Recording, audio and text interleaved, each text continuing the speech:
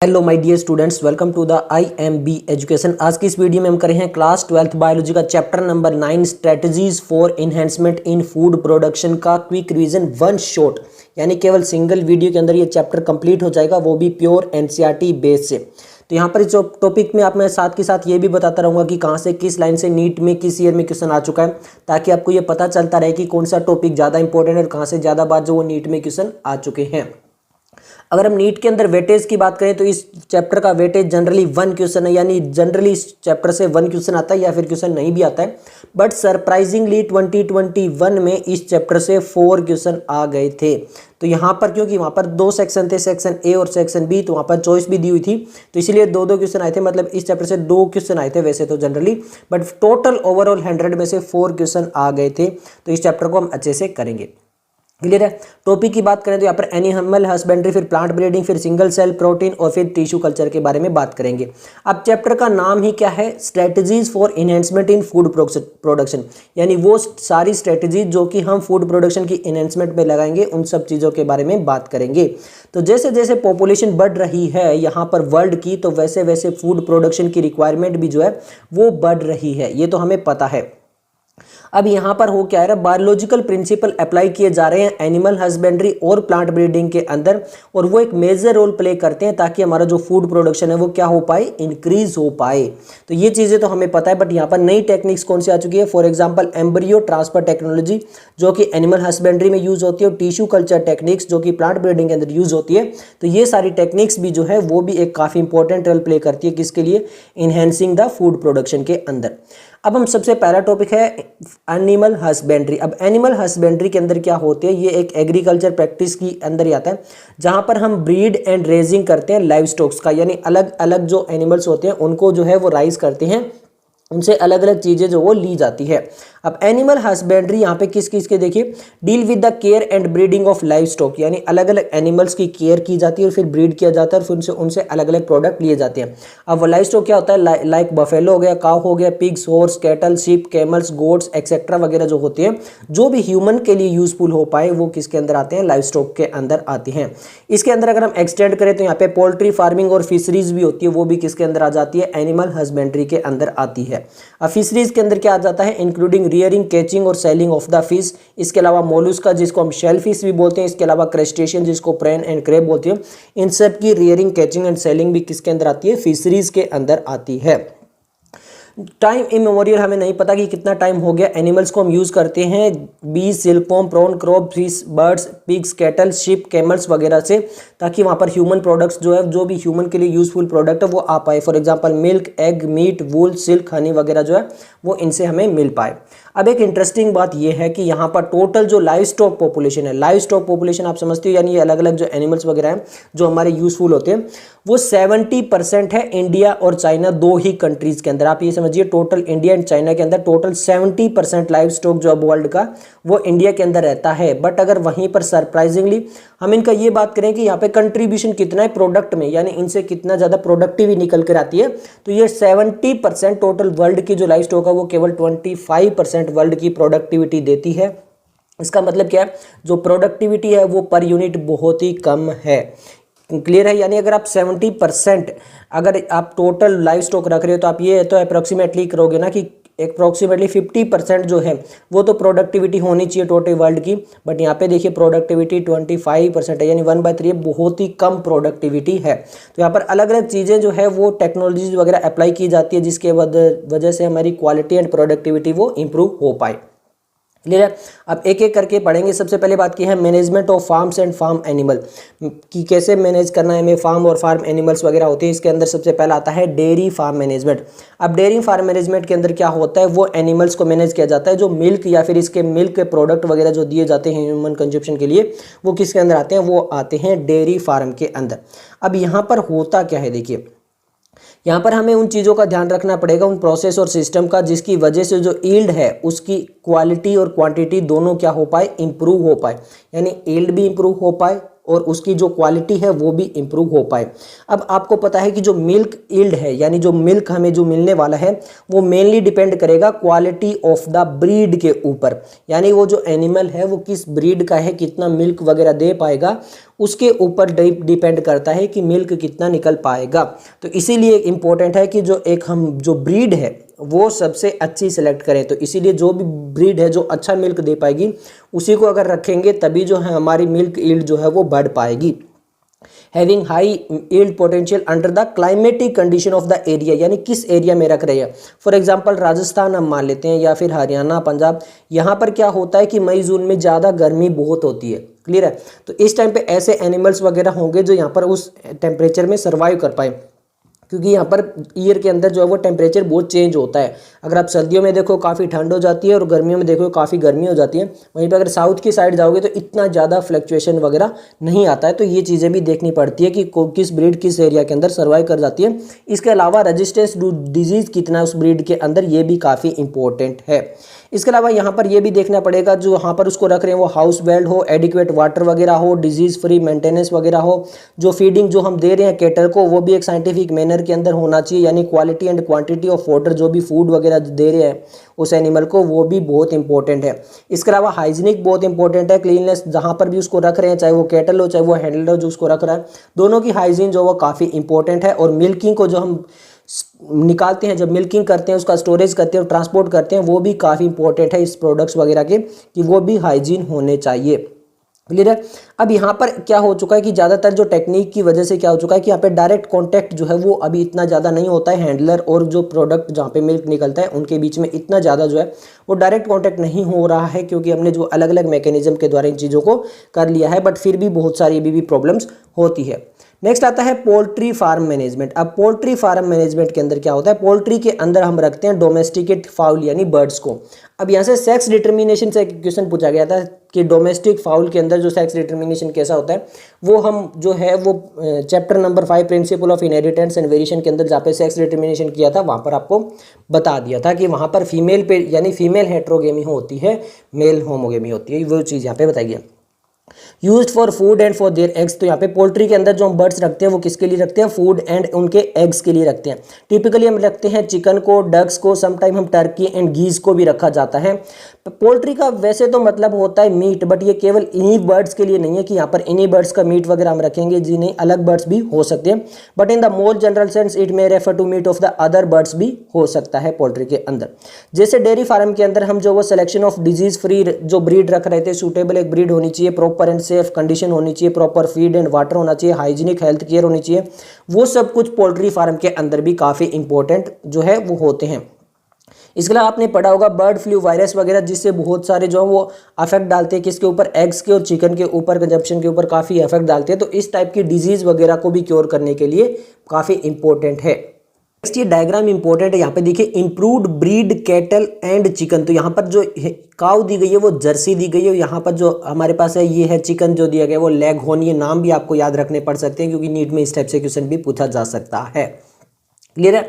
Okay नाम, अब हम बात करते हैं एनिमल ब्रीडिंग के बारे में। तो एनिमल ब्रीडिंग के अंदर क्या एम होता है, वो होता है कि यील्ड जो है उसको इंक्रीज किया जाए और यहाँ पर डिजायरेबल जो क्वालिटी है उसको भी बढ़ाया जाए, यानी सिंपल है क्वांटिटी एंड क्वालिटी दोनों को इंक्रीज करना होता है किसके अंदर, एनिमल ब्रीडिंग के अंदर। ना व्हाट इज ए ब्रीड, ये पूछा जाता है कि ब्रीड है क्या। तो ब्रीड होती है a group of animals related by descent and similar in most character, यानी जो एनिमल्स बिल्कुल सेम दिखाई देते हैं और जिनके ज़्यादातर जो करेक्टर होते हैं वो बिल्कुल सिमिलर होते हैं। For example general appearance same होगी, फीचर साइज कॉन्फ़िगरेशन वगैरह जो होगी बाहर से देखने में बिल्कुल सेम होगी, तो उसको हम बोलेंगे कि वो एक ही ब्रीड है, यानी सेम ब्रीड से वो आए हुए एनिमल्स हैं, क्लियर है।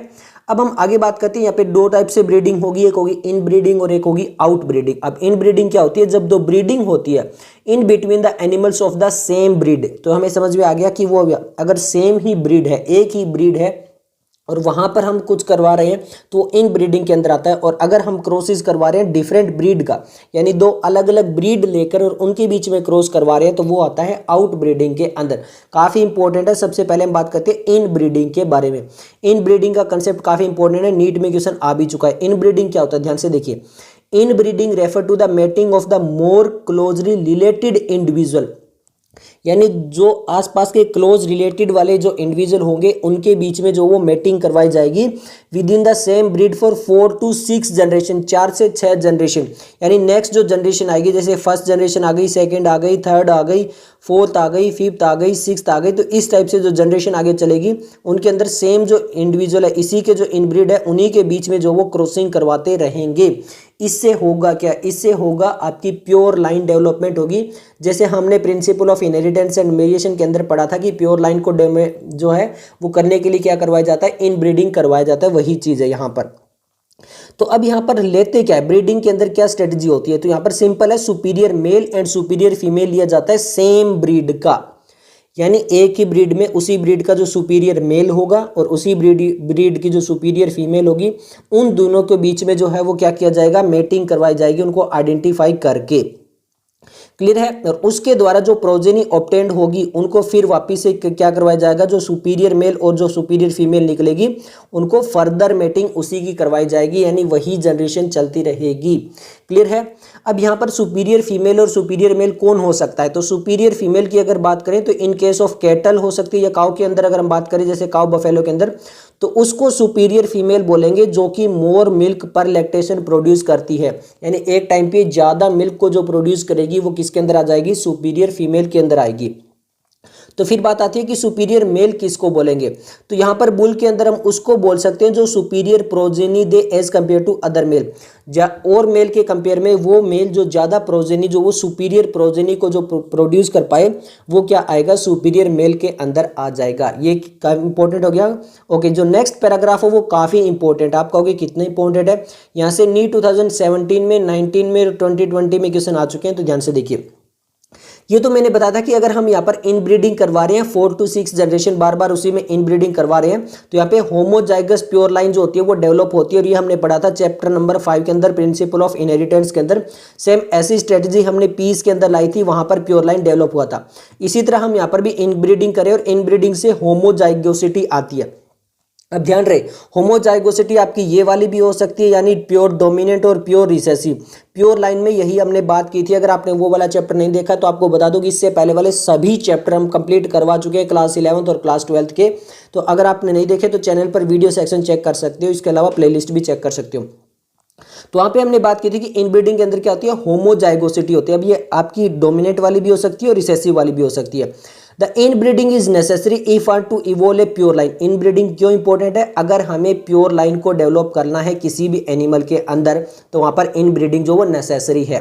इनब्रीडिंग क्या करती है, inbreeding expose the harmful recessive gene, जो हार्मफुल रिसेसिव जीन है उसको भी एक्सपोज कर देगी, और बाद में हम सिलेक्शन के द्वारा उसको एलिमिनेट कर पाएंगे, और एलिमिनेटेड बाय द सिलेक्शन।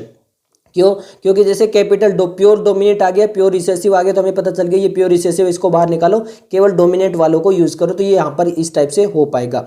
और क्या काम करता है, accumulation of superior gene and elimination of less desirable gene.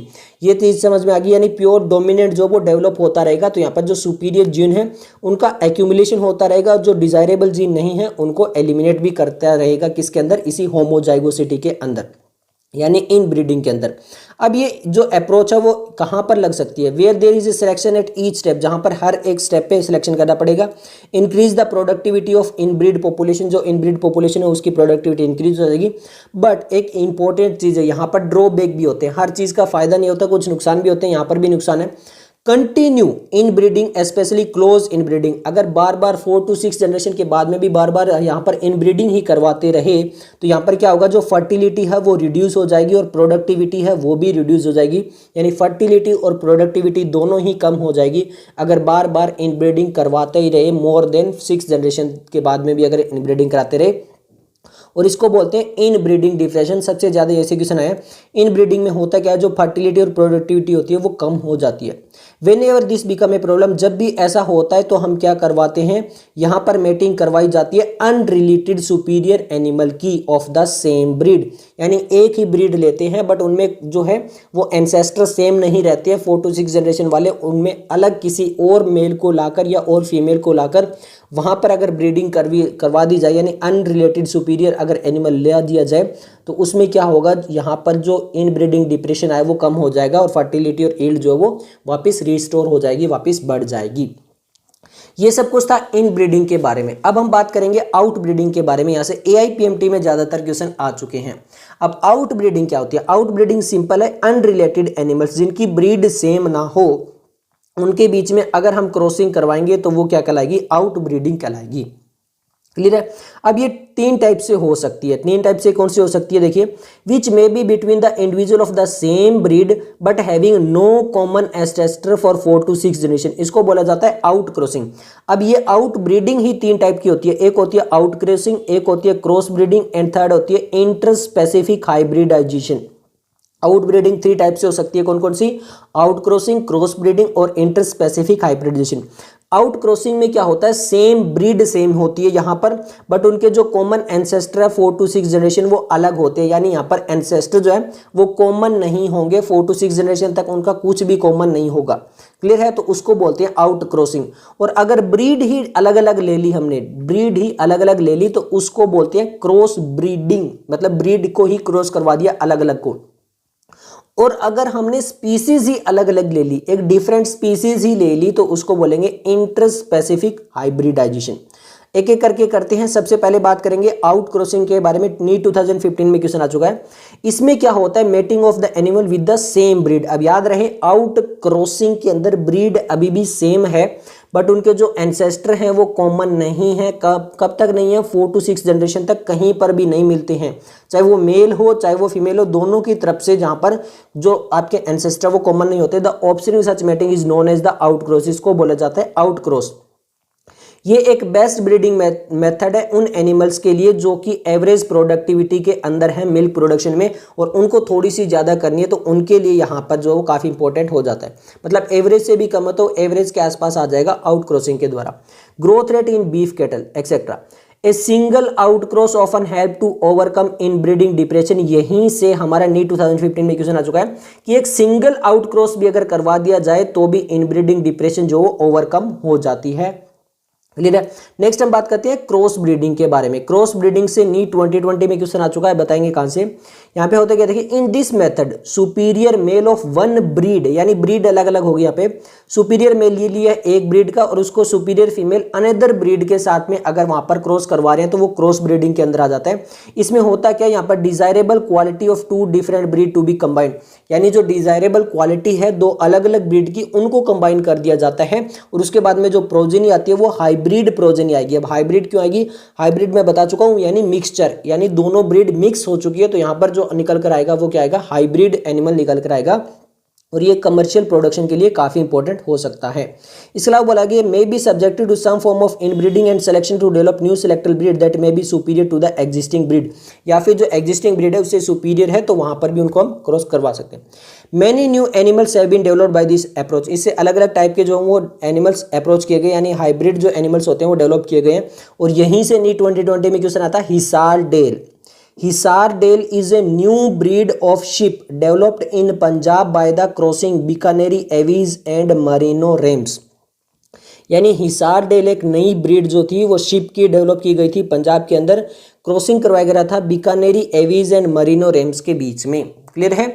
Okay, next हम बात करते हैं इंटर स्पेसिफिक हाइब्रिडाइजेशन। ये काफी इंपॉर्टेंट है। इंटर यानी 2 अलग अलग स्पीसीज, यानी मेल और फीमेल जो एनिमल है वो 2 अलग अलग स्पीसीज के मेट करवाए जाते हैं। एक यहाँ पर एग्जांपल दिया गया है, इट मे द प्रोजेनी में combine desirable feature of both the parent and may be considerable economic value. Example दिया गया म्यूल का। अब ये यहाँ पर डायग्राम भी दिए गए म्यूल में होता क्या है? जो मेल होता है वो तो होता है डोंकी, और यहाँ पर जो फीमेल होते हैं वो कौन होता है? हॉर्स होता है। तो यहाँ पर देखिए 2 अलग अलग एनिमल हो गए, 2 अलग अलग स्पीसीज हो गई, एक डोंकी हो गया एक हॉर्स हो गया। तो इनका जब कंबाइन करते हैं तो यहाँ पर निकल कर आता है म्यूल। और आपको बता दूं, जब भी 2 अलग अलग स्पीसीज के बीच में, पहली बात तो यहाँ पर रेयर टू रेयर केस होता है कि वहां पर हाइब्रिडाइजेशन हो जाएगी, यानी वहां पर आपका फर्टिलाइजेशन हो जाएगी। बट अगर वहां पर फर्टिलाइजेशन होके एनिमल्स डेवलप हो भी जाता है तो वो स्टेराइल रहेगा, तो म्यूल हमेशा स्टेराइल रहता है। क्लियर है? ओके, नेक्स्ट हम बात करते हैं कंट्रोल ब्रीडिंग एक्सपेरिमेंट के अंदर। ये किसके द्वारा? यहाँ पे लिखा है आउट यूजिंग आर्टिफिशियल इंसेमिनेशन। यानी कंट्रोल ब्रीडिंग एक्सपेरिमेंट ज्यादातर किसके द्वारा किया जाता है? आर्टिफिशियल इंसेमिनेशन के द्वारा किया जाता है। अब यहाँ पर होता क्या है, सीमन को कलेक्ट कर लिया जाता है एक मेल से, और वहाँ पर जो भी पेरेंट होगा वहाँ पे उसका जो सीमेन है मेल का वो कलेक्ट कर लिया जाता है और उसको रिप्रोडक्टिव ट्रैक्ट के अंदर फीमेल के अंदर जो है वो क्या कर दिया जाता है, इंजेक्ट कर दिया जाता है। इसका मतलब यही है आर्टिफिशियल इंसेमिनेशन। बट यहाँ पर देखिए जो सीमेन कलेक्ट हुआ है वो इमीडिएटली भी यूज हो सकता है और उसको फ्रोजन करके और लेटर डेट में भी यूज किया जा सकता है, यानी वो जो फ्रोजन सीमेन है उसको ट्रांसपोर्ट किया जा सकता है, जहां पर भी फीमेल हाउस्ड है वहां पर भी उसको भेजाया जा सकता है और वहां पर भी डिजायरेबल मेटिंग जो है वो करवाई जा सकती है। और ये जो आर्टिफिशियल इंसेमिनेशन होता है उसके द्वारा सेवरल प्रॉब्लम जो होती है नॉर्मल मेटिंग की उसको ओवरकम किया जा सकता है। नेक्स्ट हम बात करते हैं यहाँ पर अगर हर्ड वगैरह बनाना है तो उसमें क्या हो सकता है, कुछ ऐसी टेक्नोलॉजीज है।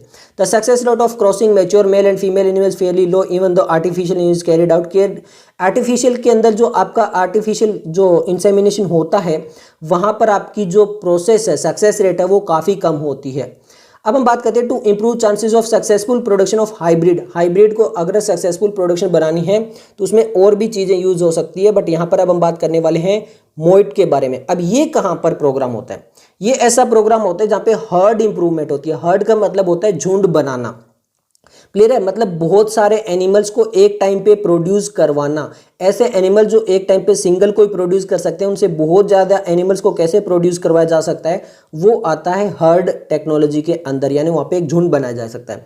उसमें एक टेक्नोलॉजी आती है Moët, that is multiple ovulation embryo transfer technology, that is Moët.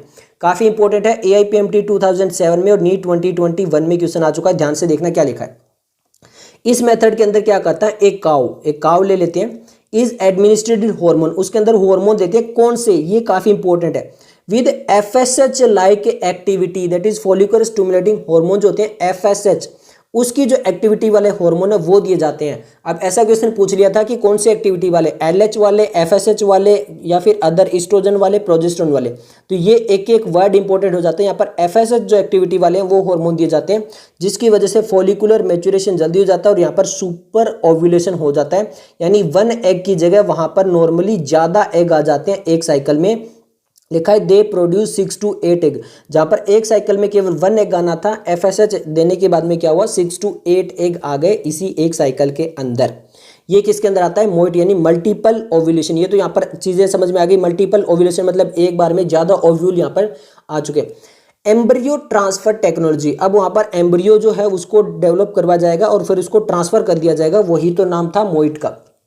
अब यहाँ पर होता क्या देखिए, the animal is either mated with the elite bull और आर्टिफिशियल इंसेमिनेशन, या तो आर्टिफिशियल इंसेमिनेशन किया जाता है या फिर इलाइट बुल के द्वारा उनकी मेटिंग करवाई जाती है और जितने भी जो एग्स आए हैं उनको फर्टिलाइज किया जाता है। द फर्टिलाइज्ड एग्स, जो भी फर्टिलाइज 6 to 8 एग्स थे, उनमें जो फर्टिलाइज हो जाने के बाद में 8 to 32 सेल स्टेज तक उनको क्या किया दिया जाता है, बाहर निकाल दिया जाता है नॉन सर्जिकली। जो भी एग्स हैं जो मोरुला के अंदर कन्वर्ट हो चुके हैं, ब्लास्टोरुला के अंदर जो कन्वर्ट हो चुके हैं जाइगोट, उनको बाहर निकाला जाता है नॉन सर्जिकली और फिर उनको ट्रांसफर कर दिया जाता है सरोगेट मदर। अब सरोगेट मदर क्या होती है, जिसने एग्स नहीं दिए हैं बट आगे का जो फर्दर जितना भी डेवलपमेंट का जो प्रोग्राम जो भी चीज़ें चलेगी वो सब कुछ प्रोवाइड कर सकती है। जो भी एक फीमेल, वो काऊ हो सकती है, बोफेलो जो भी है उसी सेम स्पीसीज की, उसको पूरा जो आगे का जो भी प्रोसेस है वो कंप्लीट करवा सकती है, तो वो सरोगेट मदर कहलाती है। क्लियर है, तो वहां पर जो एग्स वगैरह होते हैं वो उन सरोगेट मदर के अंदर ट्रांसफर कर दिए जाते हैं और जो जिसने ये 6 to 8 एग्स दिए थे उसको वापस एक सुपर ओव्यूलेशन के लिए तैयार किया जाता है। The genetic mother is available for another round of super ovulation, और जो जाइगोट बने थे वो आपके सरोगेट मदर के अंदर ट्रांसफर कर दिए जाए हैं। इस टाइम में क्या होगा कि एक ही टाइम पे 6 to 8 जो आपके एम्ब्रियो हैं, क्लियर है, वो प्रोजेनी को प्रोड्यूस कर देंगे। ये टेक्नोलॉजी कहाँ पे यूज़ की जाती है, कैटल में, शिप में, रेबिट में, बफेलो में, मेयर्स वगैरह में। इसे होता क्या है, high milk yielding breed of female and high quality lean meat with meat yielding bulls have been breed successfully to increase herd size in short time. Short time में herd जो है वो बढ़ जाता है। नेक्स्ट हम बात करते हैं बी कीपिंग की। बी कीपिंग आता है एपी कल्चर के अंदर। यहाँ पर होता क्या, जो हनी बीज के हाउस वगैरह होते हैं उनसे प्रोडक्शन निकाला जाता है किसका, हनी का। अब आपको पता है ये एज ओल्ड कॉटेज इंडस्ट्री यानी बहुत पुरानी इंडस्ट्री है और आपको पता है कि हनी काफ़ी टाइम से यूज़ होता है, क्योंकि इसकी हाई न्यूट्रिशन वैल्यू होती है इसीलिए। क्लियर है। अब हनी बी आल्सो प्रोड्यूस करता है बी वैक्स। अब बी वैक्स भी काफ़ी इंडस्ट्रीज में यूज़ होता है, फॉर एग्जांपल कॉस्मेटिक को प्रोडक्शन करने के लिए या फिर पॉलिसीज वगैरह बहुत सारी जो होती है वो भी बी वैक्स से प्रोड्यूस होती है। तो बी वैक्स या फिर हनी दोनों ही यहाँ पर काफ़ी इंपॉर्टेंट प्रोडक्ट होते हैं जो कि यूज़ किए जाते हैं। अभी यहाँ पर हनी की जो डिमांड है वो काफ़ी इंक्रीज हो चुकी है लार्ज स्केल के अंदर, तो इसीलिए यहाँ पे एपीकल्चर जो है वो भी काफ़ी इंपॉर्टेंट एक जो है वो किसानों के लिए, फार्मर्स के लिए जो है एक अच्छा सोर्स हो सकता है। अब यहाँ पर होता क्या है, देखिए यहाँ पर क्या किया जाता है कि वो एरिया जहाँ पर हम सफिशिएंट बी जो है उनको रख पाएंगे, जहाँ पे आसपास में shrubs, fruit, orchid, cultivated crops वगैरह हैं, तो वहाँ पर होगा क्या, वहाँ पर हम हनी को रख पाएंगे, जिससे वहाँ जो फूल वगैरह हैं, फ्लावर वगैरह हैं, वहाँ से हनी वगैरह जो होगी वो अपना फूड ले पाएगी और हनी को प्रोड्यूस कर पाएगी। क्लियर है। Of this the most common species जो हम यूज़ करते हैं इंडिया के अंदर वो है एपिस इंडिका। एपिस इंडिका जो हनी बी होती है उसको यूज़ किया जाता है ज़्यादातर इंडिया के अंदर। Bee hives can be kept in one courtyard, एक कोर्टयार्ड के अंदर या फिर वरांडा इन हाउस या फिर ऑन द रूफ वगैरह में रख दिए जाते हैं। और याद रखें कि नॉट लेबर इंटेंसिव, ज़्यादा लेबर यहाँ पर नहीं लगती है। क्लियर है। तो अगर बी को रखना है तो कौन कौन सी चीज़ें ध्यान रखनी होगी, सबसे पहले knowledge of the nature and habit of the bees, यानी बीज का कैसा नेचर होता है, कैसा हैबिट होता है, कहाँ पे रह सकती है, उसका नॉलेज होना चाहिए। Selection of suitable location for keeping the beehives, beehives को कहाँ पर रखेंगे एक सूटेबल लोकेशन पता होनी चाहिए। Catching and hiving of the swarm, दो ग्रुप ऑफ बीज होती है उसको कैसे रख पाएंगे, कैसे कैच कर पाएंगे, कहाँ पर रख पाएंगे, वो भी इंपॉर्टेंट होता है। Management of beehives during different season, अलग अलग सीजन में उनको कैसे मैनेज कर पाएंगे वो भी काफ़ी इंपॉर्टेंट होता है। इसके अलावा handling and collection of honey and B wax और हनी दोनों को कैसे बाहर निकाल पाएंगे ये भी काफ़ी इंपॉर्टेंट है।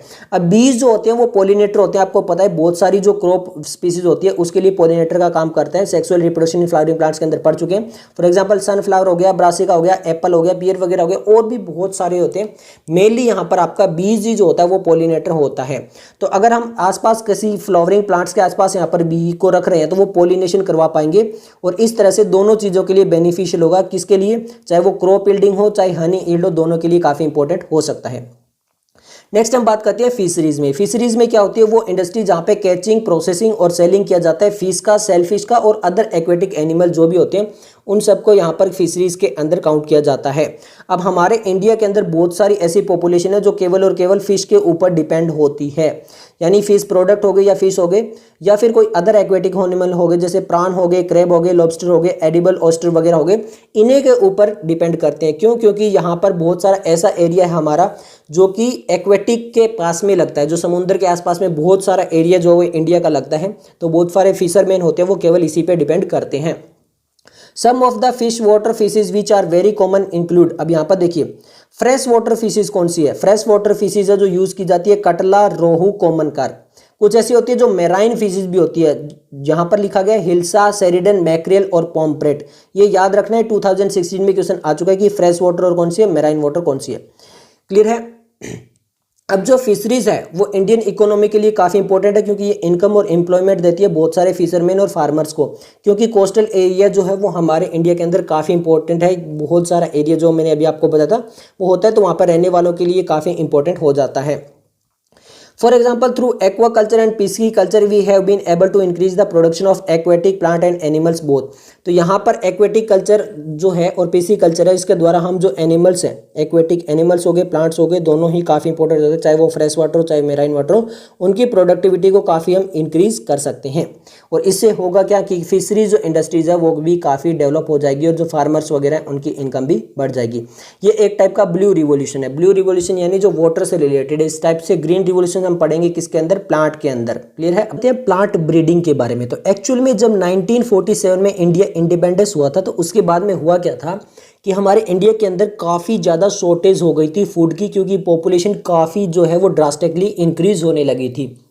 तो उस टाइम से हम बाहर जो है वो इंपोर्ट करवा रहे थे अलग अलग कंट्रीज से, तो वो इतनी अच्छे जो फूड मटेरियल था वो नहीं भेज रहे थे, क्योंकि स्टार्टिंग में हमारी कंट्री को ज़्यादा टाइम नहीं हुआ था। तो इसीलिए यहाँ पर क्या हुआ कि ऐसी चीज़ रिक्वायरमेंट हो गई थी कि हमारे इंडिया जो है वो खुद जो है उतना ज़्यादा फूड डेवलप कर पाए कि अपनी तो जो है वो जितनी उनको रिक्वायरमेंट है फूड की वो तो फुलफिल हो ही पाए, इसके अलावा हम जो है वो एक्सपोर्ट भी कर पाए। ये आप आज भी देखते हो न्यूज़ वगैरह में कि हम इतने कैपेबल हो चुके हैं। ये सब कुछ हुआ था ग्रीन रिवोल्यूशन में। देखिए, traditionally farming can only include A limited biomass, यानी जो पहले वाली फार्मिंग थी उससे केवल एक लिमिटेड बायोमास बढ़ सकता था as for food for human and animal. तो उसके बाद में बेटर मैनेजमेंट की गई जहाँ पे हम जो है वो इंक्रीज कर पाए किसको, ईल्ड को, और यहाँ पर limited but plant breeding as a technology. उसके बाद में टेक्नोलॉजी आई प्लांट ब्रीडिंग, और यहीं से काफ़ी हेल्प मिली हमें ग्रीन रिवोल्यूशन के अंदर। प्लांट ब्रीडिंग जो टेक्नोलॉजी थी उसने किस में हेल्प की थी, ईल्ड को इंक्रीज करने में काफ़ी हाई मात्रा में हमारी जो ईल्ड थी वो इंक्रीज हो चुकी थी। अब ग्रीन रिवॉल्यूशन में क्या हुआ था, which was responsible for our country to not merely meet the national requirement, जो हमारे इंडिया की रिक्वायरमेंट थी फूड प्रोडक्शन की वो भी फुलफिल हो रही थी, but also help us to even the export it, और हम एक्सपोर्ट भी करने लग गए थे। इसमें हमने बहुत सारी जो हाई यील्डिंग डेवलपमेंट जो वेराइटीज़ थी उनको डेवलप किया था, जो कि डिजीज रेजिस्टेंस भी थी, फॉर एग्जांपल वीट, राइस, मेज वगैरह। इनको हम आगे डिटेल में पढ़ेंगे। अब प्लांट ब्रीडिंग में होता क्या है, देखिए प्लांट ब्रीडिंग में होता है कि हम ऐसी चीज़ को डेवलप करें जो कि सूटेबल हो कल्टीवेशन के लिए, बेटर यील्ड देती हो और डिजीज रेजिस्टेंस भी हो। तो ऐसे टाइप के अगर हमें प्लांट डेवलप करवाने हैं जहाँ पे जो है वो डिजायर्ड प्लांट टाइप हो, जहाँ पर बेटर कल्टीवेशन हो, यील्ड भी अच्छी हो और डिजीज से रेजिस्टेंस भी हो। इसीलिए हम जो पहले वाली जो प्लांट ब्रीडिंग प्रोग्राम होती थी जो काफ़ी सालों से चल रही थी, इवन 9000 से 11000 ईयर पहले भी जो थी, वो भी ये पता है कि वहाँ पे प्लांट ब्रीडिंग होती थी, बट वो इतनी सक्सेसफुल नहीं थी। टुडे हमारे जितने भी फूड क्रॉप्स हैं वो डोमेस्टिकेटेड वेराइटी से लिए गए हैं, बट जो क्लासिकल प्लांट ब्रीडिंग थी उसमें होता था कि सिंपल हाइब्रिडाइजेशन हो जाती थी या फिर क्रॉसिंग हो जाती थी प्योर लाइन की, और फिर आर्टिफिशियल सिलेक्शन करके हम जो डिजायरेबल कैरेक्टर चाहिए थे वो ले आते थे। बट यहाँ पर अब क्या हो चुका है, अब हो चुकी है एडवांसमेंट, और यहाँ पर आपको पता है कि genetics, molecular biology, tissue culture, इनकी वजह से जो प्लांट ब्रीडिंग है उसी की वजह से आज हमारी जो प्लांट ब्रीडिंग है वो मोलिकुलर जेनेटिक टूल तक पहुंच चुकी है, और हम बहुत ज़्यादा हाई अमाउंट के अंदर जो है वहाँ पे यील्ड ले पा रहे हैं, यानी हमारी प्रोडक्टिविटी बढ़ चुकी है because of the genetics and biotechnology की हेल्प से। क्लियर है। अब हमें किस टाइप के प्लांट्स चाहिए, तो देखिए यहाँ पर उस टाइप के प्लांट्स चाहिए जहाँ पे वो अच्छी क्वालिटी दे पाए। बट इसमें क्या आता है, सबसे पहले increase tolerance to environmental stress, यानी वो ऐसी वेराइटी होनी चाहिए जहाँ पे एनवायरमेंटल स्ट्रेस जो का टॉलरेंस उसमें काफ़ी ज़्यादा होनी चाहिए। फॉर एग्जांपल सैलिनिटी में, एक्सट्रीम टेम्परेचर, ड्रोट वगैरह कंडीशन में भी प्लांट सर्वाइव कर पाए। रेजिस्टेंस टू पैथोजन, जैसे वायरस, फंजाई, बैक्टीरिया वगैरह जो है वो उस पर इतने ज़्यादा अटैक ना कर पाए, इतने ज़्यादा मतलब अब 5% 10% तो मान सकते हैं, बट ऐसा ना कि पूरी फसल ही जो है वो इनके द्वारा, पैथोजन के द्वारा खराब कर दी जाए। इसके अलावा टॉलरेंस टू इंसेक्ट पेस्ट, यहाँ पर इंसेक्ट जो पेस्ट वगैरह होते हैं उनसे भी टॉलरेंट होनी चाहिए ताकि अच्छी यील्ड हमें मिल पाए। तो अब हम बात करते हैं, जो हमने बात की थी जेनेटिक्स हमारे अंदर काफ़ी इंपॉर्टेंट रोल प्ले किया प्लांट ब्रीडिंग में। तो the main step in breeding a नए जेनेटिक वेराइटी, एक न्यू जेनेटिक वेराइटी को डेवलप करने के लिए बहुत सारे स्टेप होते हैं। अब कौन कौन से स्टेप होते हैं वही यहाँ पर हम पढ़ने वाले हैं। सबसे पहला होता है कलेक्शन ऑफ वेरिएबिलिटी, यानी जितने टाइप के वेराइटीज़ के जीन्स उसके अंदर मिल रहे हैं उन सब का कलेक्ट करना, और फिर उसमें से ये निकालना कि वहाँ पर कौन सी चीज़ जो वो पेरेंट बनने के लिए सिलेक्शन है, और फिर उनका क्रॉस हाइब्रिडाइजेशन करवा के जो भी डिजायरेबल कैरेक्टर है उनको मिला करके एक और हाइब्रिड वेराइटी को डेवलप करवाना। तो देखिए सबसे पहले बात करते हैं कलेक्शन ऑफ वेरिएबिलिटी। अब इसमें होता क्या, ये हमें पता है कि ब्रीडिंग प्रोग्राम के अंदर जेनेटिक वेरिएबिलिटी जो होती है वो रूट होती है, मतलब काफ़ी इंपॉर्टेंट होती है। क्यों? क्योंकि जो प्री एग्जिस्टिंग जेनेटिक वेरिएबिलिटी है वो अवेलेबल है world wide of the crop के अंदर, बट बाद में उसको कलेक्शन किया जाता है, प्रिजर्व किया जाता है of all different wild varieties के साथ में, species and relative of the cultivated species followed by their evolution of their characteristics is a prerequisite for effective exploitation of natural gene available in the population. अब यहाँ पर क्या है कि जो भी पॉपुलेशन के अंदर जितने डिफरेंट टाइप के जीन्स वगैरह हैं, जो भी उसके अंदर जेनेटिक मटेरियल है, उनको देखा जाता है और फिर उसमें से निकाला जाता है जो भी हमारे लिए डिजायरेबल हो सकता है। तो कलेक्शन ऑफ वेरिएबिलिटी के अंदर क्या आता है, the entire collection of plant and seed, चाहे वो प्लांट हो चाहे सीड, उसमें entire collection having all the diverse alleles of all the genes, यानी वहां पर जितने भी जीन्स है, जितनी भी एलील्स है, उन सब का कलेक्शन करवाना एक क्रॉप के अंदर, उसको बोलते हैं जर्म प्लाज्म कलेक्शन। और उसको निकाल कर जर्म प्लाज्म को इवोल्यूट किया जाएगा, आइडेंटिफाई किया जाएगा कि कौन से डिजायरेबल कैरेक्टर वगैरह हमें चाहिए। क्लियर है। तो जर्म प्लाज्म कलेक्शन काफी इंपॉर्टेंट है। AIPMT 2011-2013 में क्वेश्चन आ चुका है, आपको समझ में आ चुका होगा कि यहाँ पर एंटायर कलेक्शन जितने भी एलील्स और जितने भी जीन्स एक क्रॉप के अंदर होते हैं उन सबको कलेक्ट कर लिया जाए, वो बोला जाता है जर्म प्लाज्म कलेक्शन। क्लियर है। अब यहाँ पर देखिए जो जर्म प्लाज्म कलेक्शन है उसमें आइडेंटिफाई किया जाता है प्लांट्स का जहाँ पर डिजायरेबल कॉम्बिनेशन हो पाए करेक्टर का, यानी जो भी डिजायरेबल करेक्टर हमें चाहिए वो उस प्लांट्स में से निकाले जाते हैं कि ये चीज़ें हैं जो हमें चाहिए। फिर वहाँ पे प्योर लाइन क्रिएट की जाती है जहाँ पर भी डिजायरेबल एंड पॉसिबल करेक्टर वगैरह हो सकते हैं, उनकी एक प्योर लाइन डेवलप की जाती है। प्योर लाइन आप समझते हो, प्योर आपकी डोमिनेंट या फिर प्योर रिसेसिव। नेक्स्ट आता है क्रॉस हाइब्रिडाइजेशन। अब यहाँ पे क्या किया जाता है, देखिए यहाँ पर आता है टू डिफरेंट प्लांट वेराइटी जो होती है उनको कंबाइन किया जाता है। फॉर एग्जांपल मान लेते हैं कि एक ऐसा प्लांट है जहाँ पर हाई प्रोटीन क्वालिटी है, मतलब एक बहुत हाई क्वालिटी की प्रोटीन जो है वो मिल रही है, और सेकेंड एक और प्लांट है जहाँ पर हाई रेजिस्टेंस है, मतलब वो डिजीज रेजिस्टेंस काफ़ी प्लांट है, जो अनदर प्लांट है वो डिजीज रेजिस्टेंस है। तो अगर हम इनका कंबाइन कर देंगे तो क्या होगा कि हमें हाई प्रोटीन क्वालिटी वाला प्लांट मिल जाएगा विद डिजीज रेजिस्टेंस, यानी उसमें डिजीज भी नहीं होगी और प्रोटीन भी काफ़ी हाई मिलेगी, इस टाइप का प्लांट मिल जाएगा। तो ये कैसे हो पाएगा, this possible by cross hybridization of two parent, यानी जो ये दो पेरेंट है इनको क्रॉस हाइब्रिडाइजेशन करके हम निकाल सकते हैं, उसी को बोलते हैं cross hybridization among the selected parents. ये चीज़ आपको समझ में आ चुकी होगी।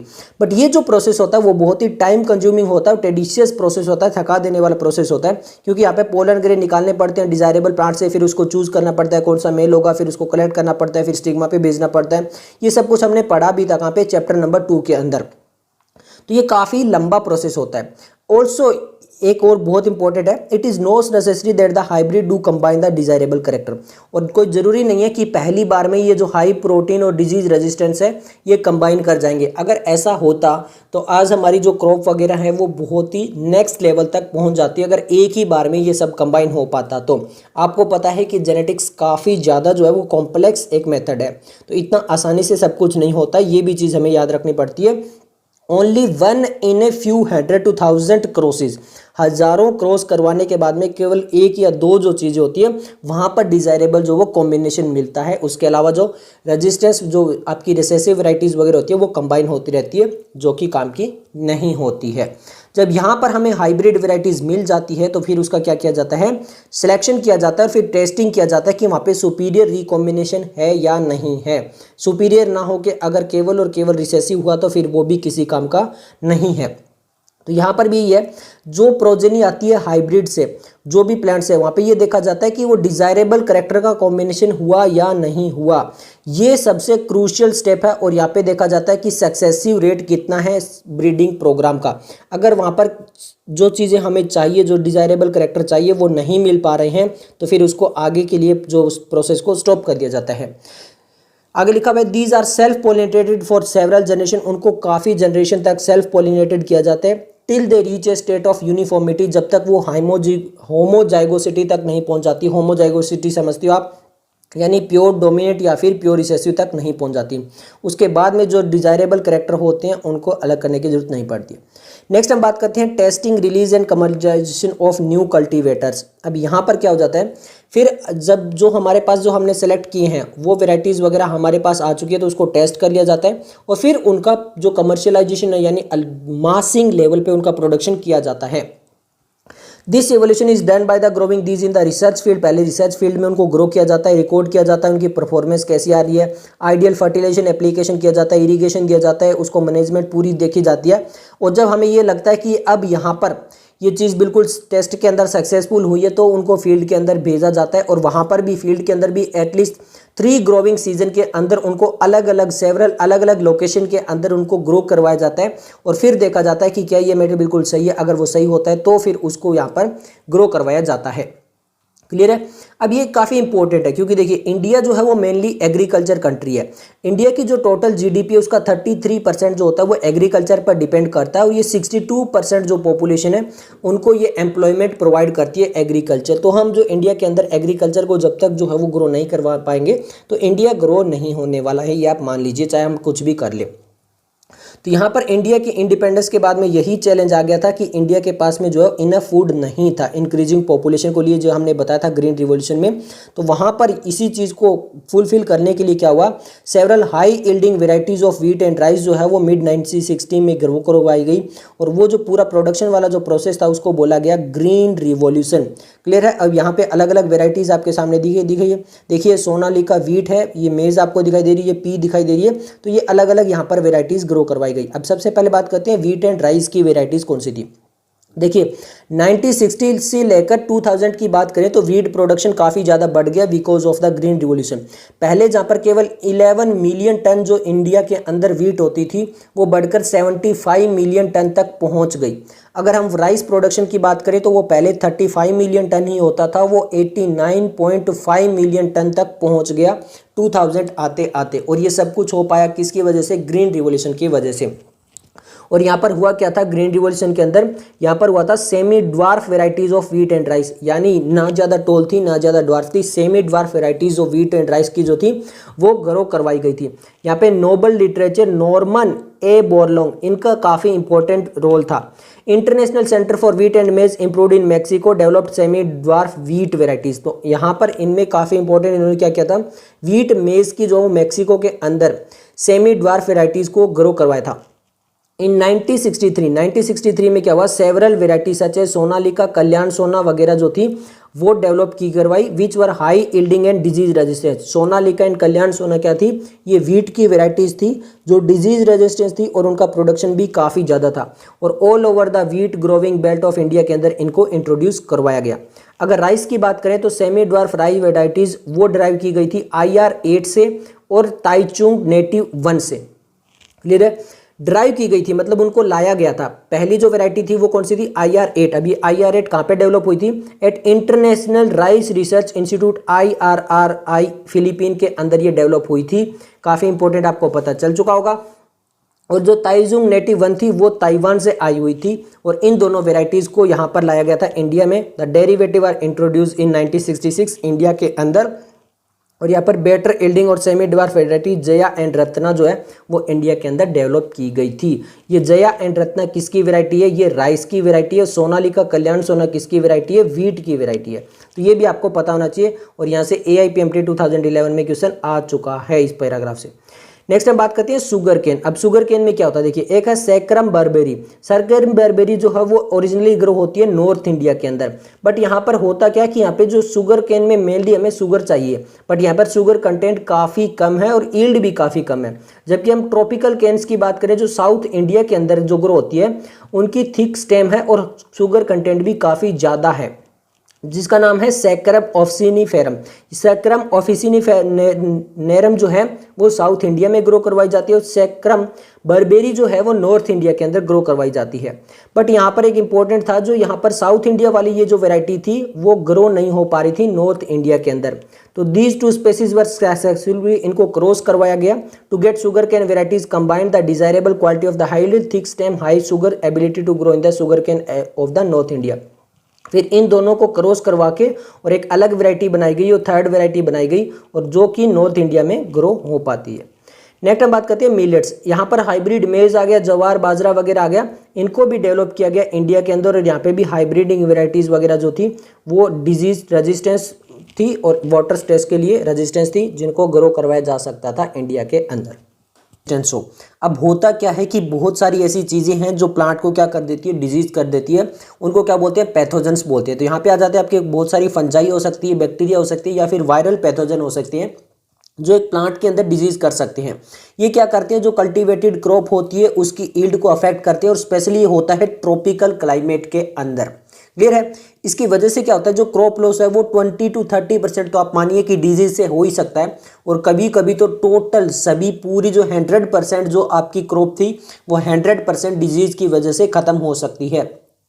तो इसके अंदर हमें करना क्या पड़ेगा? ऐसी ब्रीडिंग को डेवलपमेंट करना पड़ेगा जो कि रेजिस्टेंस टू डिजीज से, जिसकी वजह से क्या फूड प्रोडक्शन भी बढ़ पाए और इसके अलावा जो हमारी डिपेंडेंस है फंजीसाइड और बैक्टीरियोसाइड पे वो भी काफ़ी कम हो पाए। तो यहाँ पर होगा क्या? जो होस्ट प्लांट है उसको रेजिस्टेंस होना होगा किससे? पैथोजन से।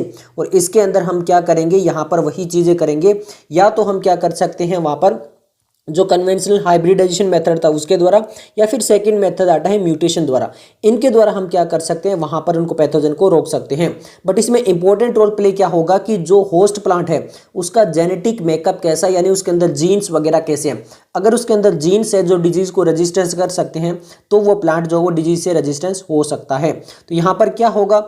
यहाँ पर लिखा है साफ साफ to know about the causative organism. तो उससे पहले हमें यह भी पता होना चाहिए कि कौन सा ऑर्गेनिज्म है जो डिजीज कोज कर रहा है, एंड मोड ऑफ ट्रांसमिशन यानी वो कैसे डिजीज कर रहा है, यानी कौन डिजीज कर रहा है, बैक्टीरिया कर रहा है, फंजाई कर रहा है, पैथो वायरस कर रहा है, कौन कर रहा है और कैसे कर रहा है, ये चीजें पता होनी चाहिए। उसी के बाद में जो जीन्स वगैरह है उसको डिजीज को रजिस्ट कर पाएंगे। आगे लिखा है some of the disease caused by, अब यहाँ पे कुछ एक डिजीज दिए, यही काफी इंपॉर्टेंट है, अगर यहाँ से क्वेश्चन बन सकता है तो यहाँ से बन सकता है।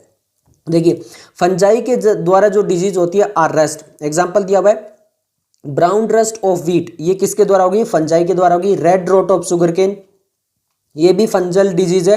And let blight of potato, ये भी आपकी फंजाई के द्वारा होती है प्लांट के अंदर। बैक्टीरिया के द्वारा होती है black rot of cruciferous, cruciferous के अंदर ब्लैक रोट आ जाती है।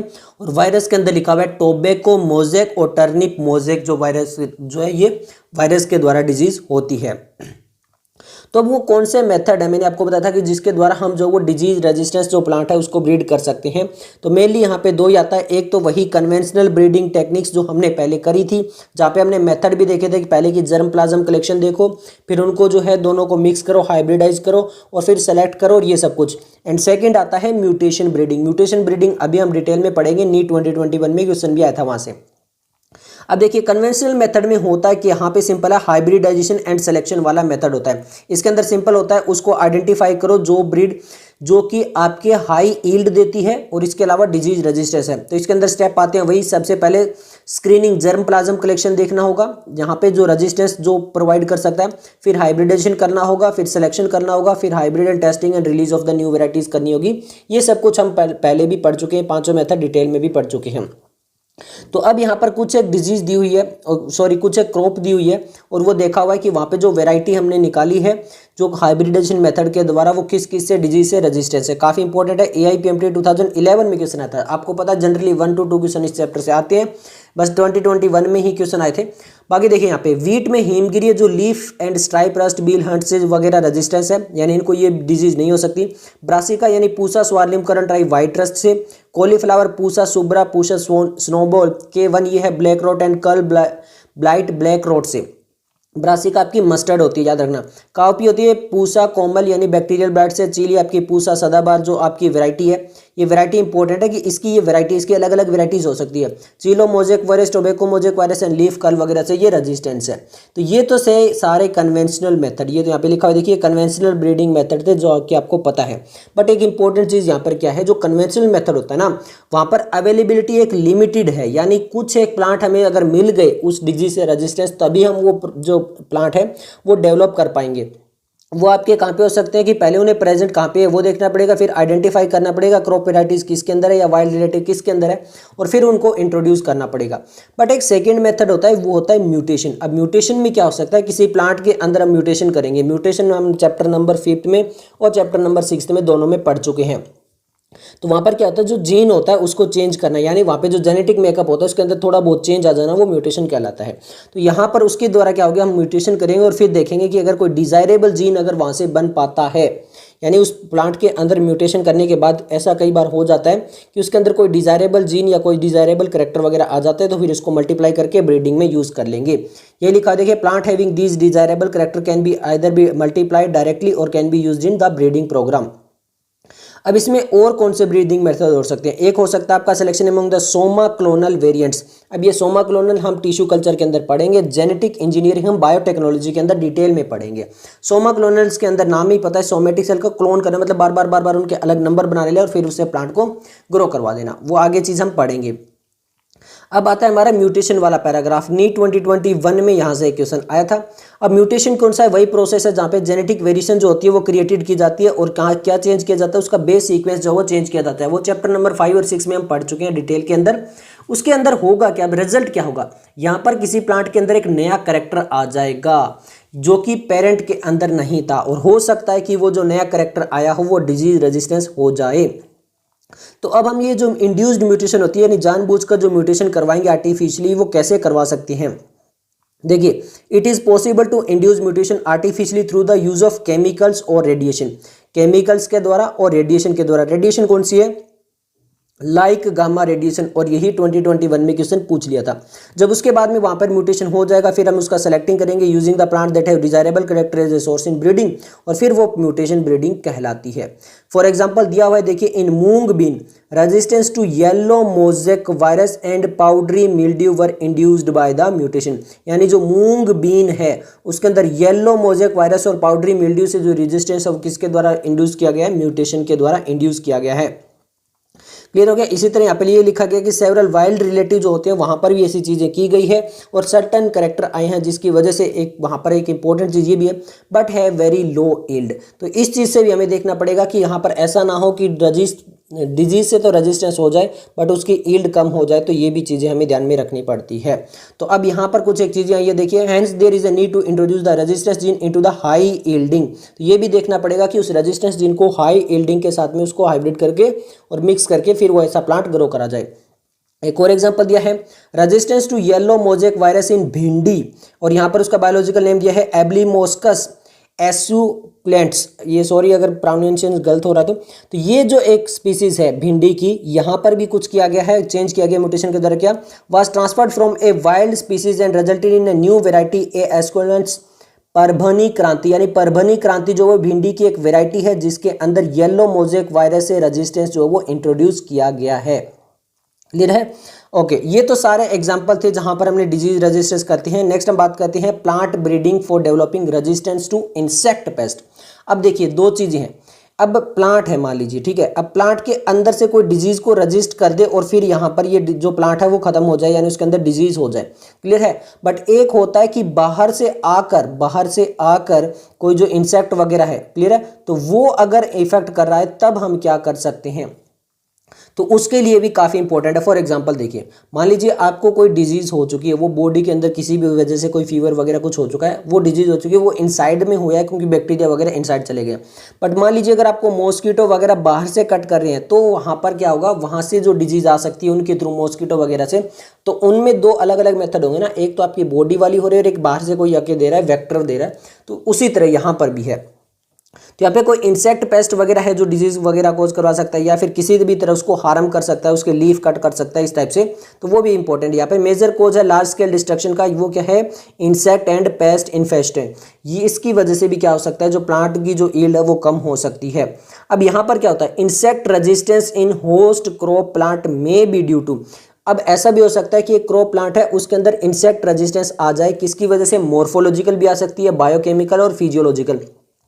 मॉर्फोलॉजिकल यानी उसके कुछ करेक्टर वगैरह जो है, शेप वगैरह जो है, वो साइज वगैरह वो चेंज हो जाए, उसकी वजह से इंसेक्ट ना आए, मतलब वो, या फिर ऐसे कोई केमिकल वगैरह रिलीज करने लग जाए, या फिर उसके अंदर जो है वो फिजियोलॉजिकल कुछ चेंज हो जाए, तो यहाँ पर हो सकता है।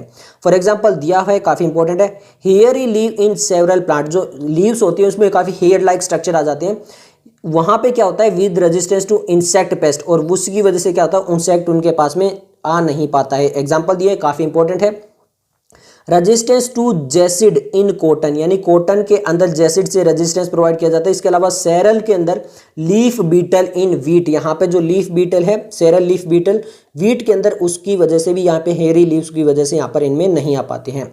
इसके अलावा देखिए, इन वीट के अंदर जो सॉलिड स्टेम होती है, lead to non preference by the stem sawfly and smooth leaved and nectarless cotton varieties do not attract bollworm. देखिए, वीट में solid stem leads to non preference by the stem sawfly, अगर solid stem वगैरह है तो वहाँ पे stem सॉफ्टलाई वगैरह उसके अंदर जो वो प्रेफरेंस नहीं आती, मतलब वो नहीं आएंगे। इसके अलावा अगर यहाँ पर जो आपके कॉटन है उसके अंदर जो लीफ है वो काफ़ी स्मूथ है और यहाँ पर नेक्टर भी नहीं है, तो उसकी वजह से वो बोलवॉर्म जो है वो भी अट्रैक्ट नहीं होंगे कॉटन की तरफ से। इसके अलावा काफ़ी इंपॉर्टेंट है, AIPMT में क्वेश्चन आ चुका है, हाई एस्पार्टिक एसिड लो नाइट्रोजन शुगर, अगर ये चीज़ें कम है मेज के अंदर तो भी वहां पर वो स्टेम बोरर मेज के अंदर नहीं आएंगे। क्या, high aspartic acid, low nitrogen and low he sugar content अगर मेज के अंदर है तो ये चीज़ें हो जाएगी। तो ये भी काफ़ी इंपॉर्टेंट यहाँ पे दिए हुए हैं। अब breathing method for insect pest resistance involve the same step, जो कि हमने बात की थी कि वहाँ पर जो हमने हाइब्रिडेशन वगैरह वाले चीज़ें होती है वही सब कुछ यहाँ पर भी हम कर सकते हैं। जर्म प्लाज्म कलेक्शन क्रॉप और वाइल्ड रिलेटिव से निकालकर वो सब कुछ हाइब्रिडेशन कर सकते हैं। अब यहाँ पर दिया हुआ है हमारे पास 3 वेराइटी जहाँ पे इंसेक्ट पेस्ट वगैरह से रेजिस्टेंस है।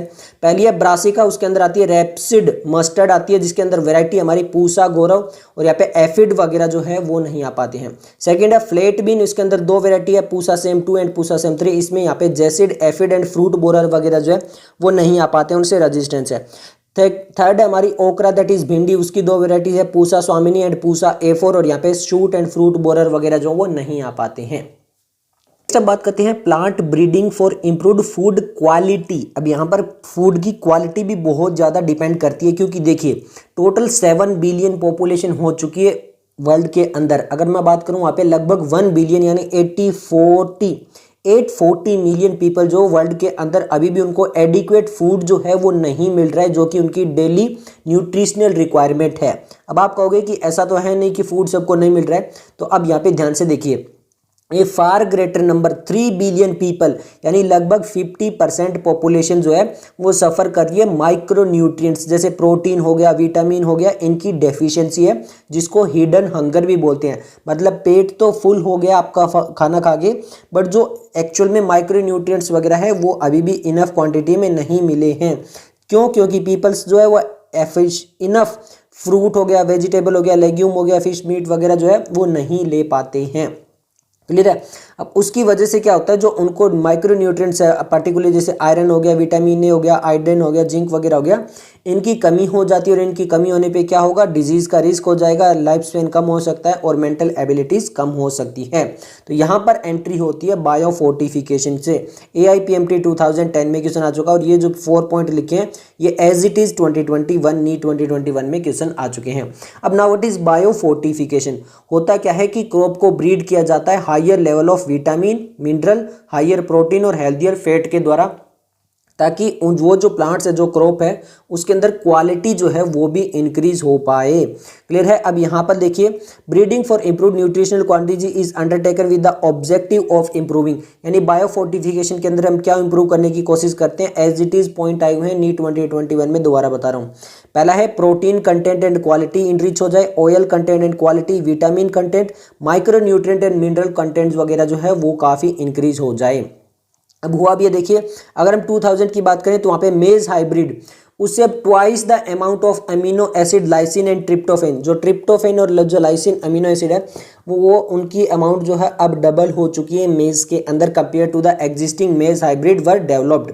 इसी तरह अगर हम बात करें वीट वेराइटी जो कि है एटलस 66, एटलस 66 क्या है, एक वीट की वेराइटी है जिसके अंदर हाई प्रोटीन कंटेंट है as compare to the other. जो पहले वाली कल्टिवेटेड प्रॉपर्टी थी उससे एटलस 66 में जो प्रोटीन कंटेंट है वो ज़्यादा हाई है। इसी तरह से जो आयरन फोर्टिफाइड राइस है, यानी जो राइस है उसमें भी ऐसा डेवलप किया गया है कि वहाँ पे जो आयरन की कंटेंट है वो 5 टाइम्स बढ़ चुका है as much as iron as in commonly consumed variety. जो पहली वाली वेराइटी जो होती थी उसके कंपेयर में जो अब आयरन की जो फोर्टिफाइड राइस वेराइटी होती है उसके अंदर 5 टाइम्स आयरन ज़्यादा है। इसी तरह यहाँ पर जो इंडियन एग्रीकल्चर रिसर्च इंस्टीट्यूट है दैट इज़ IARI, इसने न्यू दिल्ली के अंदर जो लोकेटेड है, इसने भी क्या किया है, बहुत सारे ऐसे वेजिटेबल वगैरह जो ग्रो किए हैं जो कि रिच है विटामिन एंड मिनरल्स में। फॉर एग्जांपल ये काफ़ी इंपॉर्टेंट है, बहुत बार AIPMT से आ चुके थे, पुराना जो AIPMT था, ठीक है, बट आगे भी क्वेश्चन आ सकते हैं। पहला है विटामिन A इनरिच, तो विटामिन A इनरिच कैरेट हो गया, स्पिनच हो गया, पंपकिन हो गया, इनमें vitamin A enrich variety grow की गई है।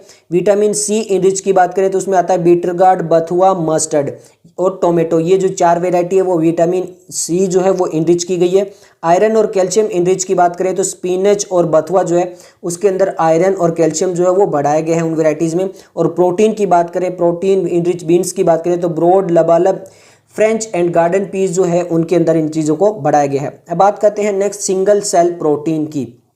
अब देखिए, जो कन्वेंशनल एग्रीकल्चर के अंदर जो प्रोडक्शन होता है सीरियल, पल्सेस, वेजिटेबल, फ्रूट वगैरह का, वो इतना अच्छा नहीं है कि अभी जो पॉपुलेशन जो बढ़ रही है इसके अकॉर्डिंग हमारी जो डिमांड ऑफ फूड भी बढ़ रही है उसको फुलफिल कर पाए। तो यहाँ पर क्या जरूरी है कि the shift from grain to meat the diet also create more demand. अब ये एक बहुत इंपॉर्टेंट लाइन है, देखिए ध्यान से समझिए।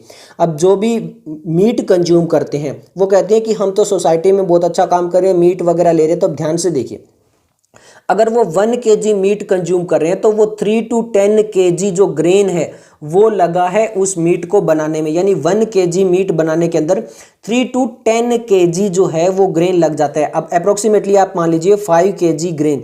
अब आप ये मान के चलिए 5 kg ग्रेन से 5 पीपल जो है उनका पेट भर सकता है पूरे एक डे के लिए, लगभग अप्रोक्सीमेटली।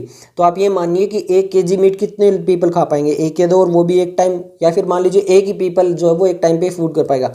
बट वहीं पर 5 kg से, तो इसका मतलब क्या है कि यहाँ पर मीट जो है उसको बनाने में भी ग्रेन बहुत ज़्यादा कंज्यूम होता है। मैं प्योर 100% वेजिटेरियन हूँ, मुझे और मेरे को ये बताना था, जो एनसीईआरटी में लिख रखा है वो मैंने आपको बता दिया। अब यहाँ पर देखिए, मोर देन 25% जो ह्यूमन पॉपुलेशन है वो अभी भी सफ़र कर रही है। क्यों? क्योंकि वहाँ पे जो न्यूट्रिशन है उसकी कमी है।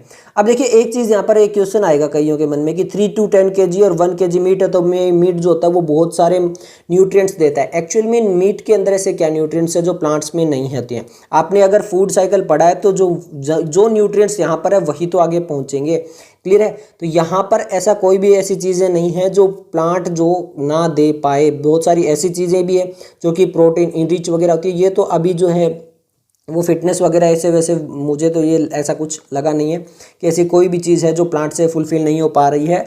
और हमने ये भी देखा था इवोल्यूशन वाले के अंदर कि 10,000 ईयर्स या लगभग जो है, अभी बहुत रिसेंट जो होमो इरेक्टस वगैरह थे उन्होंने जो है वो स्टार्ट किया था मीट कंज्यूम करना। उससे पहले वाले जो थे वो मीट को नहीं कंज्यूम करते थे। तो ऐसा कुछ नहीं है। क्लियर है? चलिए अब आप आगे बढ़ते हैं। तो यहाँ पर ये जो मोर देन 25% जो ह्यूमन पॉपुलेशन है वो हंगर और माल न्यूट्रिशन से अभी भी जो वो सफ़र करिए। तो यहाँ पे एंट्री होती है सिंगल सेल प्रोटीन की, और सिंगल सेल प्रोटीन में आपके बहुत सारे माइक्रोब्स आ सकते हैं जो इंडस्ट्रियल स्केल पे गुड प्रोटीन को जो है वो दे सकते हैं। इसमें एक एग्जांपल आता है ब्लू ग्रीन एल्गी स्पाइरुलिना का। ये एक ऐसी चीज़ है जो कहीं पर भी ग्रो हो सकती है। फॉर एग्जाम्पल जहाँ पे वेस्ट वाटर है, या फिर जहाँ पे पोटैटो प्रोसेसिंग प्लांट है, यानी जहाँ पे स्टार्च ज़्यादा है, स्ट्रो, मोल्सिस, एनिमल मैन्योर, इवन सीवेज में भी जो ये चीज़ें जो वो ग्रो हो सकती है। और ये लार्ज क्वांटिटी के अंदर जो फीड रिच जो प्रोटीन, मिनरल्स और फैट वगैरह, कार्बोहाइड्रेट, विटामिन वगैरह जो है उनमें इनरिच फूड को ग्रो करवा सकती है। इसके अलावा ये एनवायरमेंटल पोल्यूशन को जो रिड्यूस करने में भी काफ़ी हेल्प कर सकती है। इसी तरह बोला है सर्टन बैक्टीरियल स्पीसीज, एक बैक्टीरिया दिया गया है मिथाइलोफिलस मिथाइलोट्रोपस। मिथाइलोफिलस मिथाइलोट्रोपस जो बैक्टीरिया है ये एक हाई रेट पे बायोमास का प्रोडक्शन करता है। यानी ये बोला गया कि ये 25 टन प्रोटीन को प्रोड्यूस कर सकता है मिथाइलोफिलस मिथाइलोट्रोपस। आप समझिए बैक्टीरिया 25 टन ऑफ प्रोटीन कितना ज़्यादा होता है। The fact that edible mushroom वगैरह जो होती है, मेनी पीपल जिसको खाते हैं वो भी लार्ज स्केल के अंदर जो है वो भी काफ़ी इंपॉर्टेंट हो जाती है यहाँ पर इन चीज़ों को ग्रो करने के लिए। क्लियर है? और ये भी अभी टाइम पे जो वो एक्सेप्ट हो चुका है फूड, जो माइक्रोस्कोपिक फंजाई वगैरह होती है वो भी। अब बात करते हैं टिश्यू कल्चर के बारे में। तो टिश्यू कल्चर के अंदर जो पहले जो ट्रेडिशनल ब्रीडिंग टेक्निक होती थी वो फेल हो चुकी थी। क्यों? क्योंकि वो फास्ट एंड एफिशिएंट नहीं थी। मतलब बहुत ज़्यादा फास्ट और जो एफिशिएंट मैकेनिज्म था वो ट्रेडिशनल ब्रीडिंग के अंदर नहीं था। तो वहाँ पर जो है वो एंट्री होती है टिश्यू कल्चर की। और इसमें क्या होता है कि ये एक ऐसी टेक्नोलॉजी है जिसके द्वारा जो वो फास्टली एंड एफिशिएंटली जो है वो हम किसी भी ब्रीडिंग प्रोग्राम को ग्रो कर सकते हैं। अब ऐसा क्या था यहाँ पर? सिंपल है, यानी किसी भी टिश्यू वगैरह से हम एक पूरा प्लांट ग्रो कर पाएंगे टिश्यू कल्चर के अंदर। अब यहाँ पर हुआ क्या था, जो साइंटिस्ट थे 1950s के अंदर ये उनको लर्न हो चुका था कि हम एक पूरा प्लांट ग्रो कर सकते हैं फ्रॉम एक्स प्लांट। यानी एक प्लांट के पार्ट से हम एक पूरा नया प्लांट जो है उसको ग्रो कर सकते हैं। ना what is explant? Explant क्या होता है? Any part of a plant taken out and grow in a test tube. यानी एक प्लांट का कोई भी एक पार्ट बाहर निकालिए और फिर उसको टेस्ट ट्यूब के अंदर ग्रो कर लीजिए। अब वहाँ पर जब टेस्ट ट्यूब में ग्रो करें तो वहाँ पे कंडीशन कैसी होगी? स्टेराइल कंडीशन होगी और स्पेशल न्यूट्रिएंट मीडियम होगी। यानी यहाँ पे जो न्यूट्रिशनल की रिक्वायरमेंट है वो भी वहाँ पर होनी चाहिए। क्लियर है? अब यहाँ पर ये वाला जो पैराग्राफ दिया हुआ है ये काफ़ी इंपॉर्टेंट है, फर्स्ट पैराग्राफ। अब आप कहोगे कितना इंपॉर्टेंट है, यहाँ से समझ जाइए कि AIPMT 2009 में, फिर 13 में, फिर 15 में और 2021 में यहाँ से इस पैरा से क्वेश्चन आ चुके हैं। इतना इंपॉर्टेंट है। और इस चैप्टर का सबसे इंपॉर्टेंट टॉपिक है टिश्यू कल्चर, बहुत ज़्यादा इंपॉर्टेंट है। क्लियर है? ओके। अब आपको ये चीज़ समझ में आ चुकी होगी कि टिश्यू कल्चर जो वो फास्ट एंड एफिशिएंट मैकेनिज्म है जिसके द्वारा हम क्रॉप को इंप्रूवमेंट कर सकते हैं। टिश्यू कल्चर के अंदर होता क्या है कि कोई भी एक एक्सप्लांट यानी कोई भी एक प्लांट का पार्ट निकालकर उसे एक नया प्लांट जो वो जनरेट कर सकते हैं। किसके अंदर? एक टेस्ट ट्यूब के अंदर। और ये जो कैपेसिटी होती है, ये जो प्लांट की कैपेसिटी होती है कि एक नया प्लांट ग्रो कर पाए किसी भी एक सेल से या फिर एक्सप्लांट यानी कोई भी एक पार्ट से, इस प्रॉपर्टी को बोलते हैं टोटीपोटेंसी। इस प्रॉपर्टी को क्या बोला जाता है? टोटीपोटेंसी बोला जाता है। अब यहाँ पर एक बहुत इंपॉर्टेंट मीडियम याद रखना है, ये काफ़ी इंपॉर्टेंट है, यहाँ से ज़्यादा बार क्वेश्चन हुए हैं कि यहाँ पे हमने बात की थी कि वहाँ पे स्पेशल न्यूट्रिशनल मीडियम होगा। तो क्या होगा? देखिए, it is important to stress that the nutrient medium must provide a carbon source, यानी जो न्यूट्रिशन मीडियम प्रोवाइड कर रहे हैं वहाँ पे कार्बन होना चाहिए। फॉर एग्जांपल वहाँ पे हो सकता है सुक्रोज, हो सकता है फ्रक्टोज, हो सकता है ग्लूकोज, हो सकता है इस टाइप से कोई भी कार्बन सोर्स होना चाहिए। इसके अलावा क्या होने चाहिए? वहाँ पर इनऑर्गेनिक सोल्ट होने चाहिए, विटामिन होने चाहिए, अमीनो एसिड होने चाहिए, and most importantly plant growth regulator जिसको हम प्लांट हार्मोन भी बोलते हैं, ऑक्सिन एंड साइटोकाइनिन। ऑक्सिन और साइटोकाइनिन आपको पता है कि ये आपके प्लांट ग्रोथ में जो वो हेल्प करते हैं। साइटोकाइनिन सेल डिवीजन के अंदर हेल्प करता है। तो यहाँ पर जो ऑक्सिन और साइटोकाइनिन है ये प्लांट ग्रोथ रेगुलेटर भी होने चाहिए ताकि हम एक पूरे प्लांट को ग्रो कर पाएं। इससे होगा क्या? बाय दिस एप्लीकेशन, यानी ये जो प्रॉपर्टी है टिश्यू कल्चर वाली, इसकी वजह से क्या होगा? To achieve propagation of a large number of plant in very short duration. तो इसीलिए बोला था ये फास्ट है। क्यों? क्योंकि बहुत ही कम टाइम के अंदर हम बहुत सारे प्लांट जो वो ग्रो कर पाएंगे। और ये जो प्रॉपर्टी कहलाती है, ये जो मेथड होता है जिसके द्वारा हम थाउजेंड्स ऑफ प्लांट्स को प्रोड्यूस कर सकते हैं थ्रू द टिश्यू कल्चर, इसको बोलते हैं माइक्रो प्रोपोगेशन। अब आपसे ऐसा भी आ सकता है कि यहाँ पे माइक्रो प्रोपागेशन क्या होता है? माइक्रो प्रोपागेशन होता क्या है कि एक प्लांट से थाउजेंड्स ऑफ प्लांट जो उसको ग्रो कर पाए वो मेथड कहलाता है माइक्रो प्रोपागेशन। अब एक इंपॉर्टेंट चीज़ ध्यान रखनी है, क्योंकि मान लीजिए ये एक प्लांट था और हमने इस प्लांट में से यहाँ से एक लीफ है और उस लीफ का एक पार्ट लिया और उससे पूरा प्लांट जो है एक नया प्लांट हमने ग्रो कर दिया। तो यहाँ पर होगा क्या? ये जो प्लांट था इसका जो जेनेटिक मटेरियल था, अब हमने यहाँ पे इसके जीन्स वगैरह या फिर उस चीज़ के अंदर तो गए नहीं है, हमने क्या लिया है? जो इसके सोमेटिक सेल है उसको लिया है और उसका जो डीएनए है उसी को मल्टीप्लाई कर दिया। तो यहाँ पे ये सोमेटिक बिल्कुल सेम होगा। तो यहाँ पर इसीलिए जो उसका जेनेटिक मटेरियल वो भी आइडेंटिकल होगा। तो इसीलिए होता क्या है? यहाँ पर जेनेटिकल आइडेंटिकल होते हैं ओरिजिनल प्लांट से जहाँ पर हमने उसको ग्रो करवाया। जो पुराना प्लांट था अब नया प्लांट ग्रो करवा दिया तो वो बिल्कुल जेनेटिकली आइडेंटिकल होगा एसेक्सुअल रिप्रोडक्शन की तरह। तो इसीलिए इनको बोला जाता है सोमा क्लोन। अब समझ में आ चुका होगा, सोमा मतलब सोमेटिक सेल और क्लोन मतलब सेम टाइप की कॉपीज हमने बना दी है। इस टाइप से यहाँ पर हमने बहुत सारे प्लांट ग्रो किए जैसे टोमेटो, बनाना, एप्पल वगैरह इस टाइप से ग्रो किए हुए हैं जो कि कमर्शियल स्केल पे अब भी यूज होते हैं। क्लियर है? अब हम बात करते हैं नेक्स्ट पार्ट की। अब ये वाली जो 4 लाइनें हैं बहुत इंपॉर्टेंट है। AIPMT 2006 में, फिर AIPMT 2012 में, फिर नीट 2014 में और नीट 2021 में क्वेश्चन आ चुका है सिर्फ 4 लाइनों से 4 बार। अब देखिए, मान लीजिए ये एक हमारे पास प्लांट है। अब इस प्लांट को हो चुकी है कोई डिजीज। क्या हो चुकी है इसको? कोई डिजीज। बट इसके जो फ्रूट वगैरह है ना, वो क्या है कि वो जो ईल्ड वगैरह इसने प्रोड्यूस की थी, मतलब जितना क्वांटिटी में यहाँ पर फ्रूट लगे थे, जो शेप एंड साइज था वो सबसे बेस्ट था। पर क्या हुआ कि इस प्लांट को हो चुकी है डिजीज। तो हम चाहते हैं कि इसी टाइप का प्लांट ग्रो कर पाए पर उसके अंदर डिजीज ना हो। तो यहाँ पर क्या करेंगे? यहाँ पर इन this method recovery of a healthy plant from disease plant, यानी अगर कोई डिजीज प्लांट है और उससे अगर हमें हेल्दी प्लांट ग्रो करना है तो भी हो सकता है। अब ये कैसे हो सकता है? Even if the plant is infected with A virus, यहाँ तक कि अगर प्लांट वायरस से भी इन्फेक्ट है तो भी हम वहाँ पर लेंगे मेरिस्टेमेटिक, यानी वो जो प्लांट है जो अभी जिसमें डिजीज हो चुकी है, आपको पता है कि वहाँ पे मेरिस्टेमेटिक के अंदर कंटिन्यू डिवीजन होती रहती है, तो उसका मेरिस्टेमेटिक निकालेंगे। कौन सा मेरिस्टेमेटिक निकालेंगे? यही काफ़ी इंपॉर्टेंट है और यहीं से सबसे ज़्यादा क्वेश्चन पूछे गए। कोई भी हो सकता है, एपिकल मेरिस्टेमेटिक या फिर एक्सिलरी मेरिस्टेमेटिक। इसके बारे में डिटेल में एनाटॉमी ऑफ फ्लावरिंग प्लांट्स हमने करवा चुके हैं, तो उसके अंदर भी बात की। तो एपिकल या फिर एक्सिलरी कोई भी निकाल ले, वो हमेशा फ्री ऑफ वायरस रहता है, यानी उसके अंदर कोई भी वायरल डिजीज वगैरह या फिर अदर डिजीज नहीं होती है। तो यहाँ पर क्या होगा कि उससे अगर हम किसी प्लांट को ग्रो करवाएंगे तो वो जो प्लांट होगा वो वायरस फ्री होगा। One can remove the meristematic, meristematic को बाहर निकाल लीजिए, इन विट्रो उसको ग्रो करवाइए और वो जो प्लांट होगा वो कैसा होगा? वायरस फ्री प्लांट होगा। और उस टाइम में सक्सीड भी हुए हैं बनाना, शुगर केन और पोटैटो के अंदर सक्सीड भी हुए हैं साइंटिस्ट। क्लियर है? ये चीज़ समझ में आ चुकी होगी। ओके ओके, अब हम बात करते हैं नेक्स्ट। अब देखिए, जब भी कोई एक आइसोलेटेड सिंगल सेल निकालता है साइंटिस्ट किसी प्लांट से, तो सबसे पहले उसकी जो सेल वॉल होती है उसको डाइजेस्ट किया जाता है। फिर उसके बाद में बच जाता है प्रोटोप्लाज्म। क्या बच जाता है? प्रोटोप्लाज्म बच जाता है। अब यहाँ पर प्रोटोप्लाज्म क्या होता है? जहाँ पे केवल प्लाज्मा मेम्ब्रेन है और उसके अंदर जो साइटोप्लाज्म वगैरह है उसको हम बोलते हैं प्रोटोप्लास्ट। क्या बोला जाता है? प्रोटोप्लास्ट बोला जाता है। यहाँ से आपका प्रोटोप्लास्ट क्या कहलाता है?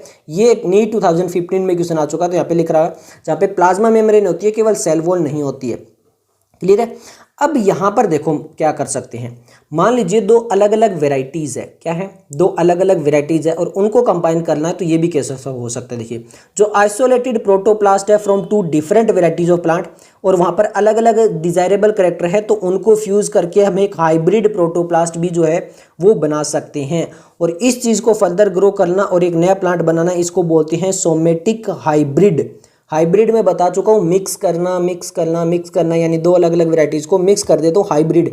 और वो जो मिक्स कर रहे हैं वो सोमेटिक सेल है, गैमेटिक सेल नहीं है। गैमीट को हम मिक्स नहीं कर रहे हैं, सोमेटिक को कर रहे हैं, तो वो सोमेटिक हाइब्रिड कहलाता है। और ये जो पूरा प्रोसेस होता है इसको बोलते हैं सोमेटिक हाइब्रिडाइजेशन, यानी सोमेटिक सेल का मिक्स करना। अब यहीं से देखिए, सोमेटिक हाइब्रिडाइजेशन से एक नीट 2021 में क्वेश्चन पूछा था। इमेजिन ए सिचुएशन जहां पे हम टोमेटो और पोटैटो को फ्यूज करवा दें, यानी टमाटर और आलू, टोमेटो एंड पोटैटो को फ्यूज करवा दें और एक नई वैरायटी को ग्रो करवाएं, और इसके अंदर सक्सेसफुल भी हो चुके थे। देखिए, well this has been achieved, ऐसा हो भी गया था। और क्या बना था? Resulting in the formation of pomato. Tomato potato में बन गया पोमेटो, यानी पोटैटो से पो और टोमेटो से मेटो, तो पोमेटो। ये ऐसी एक वैरायटी ग्रो कर दी। बट यही पूछा गया था पोमेटो वाला 2021 में, तो ये सोमेटिक हाइब्रिडेशन का एग्जांपल है। तो अनफॉर्चुनेटली हुआ क्या कि ये जो प्लांट था उसके अंदर डिजायरेबल कॉम्बिनेशन, सभी डिजायरेबल कॉम्बिनेशन नहीं थे। यानी पूरे टमाटर वाले, यानी पूरे टोमेटो वाले और पूरे कंप्लीट पोटैटो वाले जो करेक्टर आने चाहिए थे वो उसके अंदर नहीं आ पाए थे। तो is the characteristics for its commercialization utilization, तो इसीलिए यहाँ पर इसका यूटिलाइजेशन नहीं हो पाया कमर्शियल स्केल के ऊपर। तो ये सब कुछ इस चैप्टर के लिए। अगर आपको वीडियो पसंद आई तो लाइक कीजिए, दोस्तों के साथ शेयर कीजिए। मिलती है जल्दी नेक्स्ट वीडियो साथ, तब तक के लिए धन्यवाद।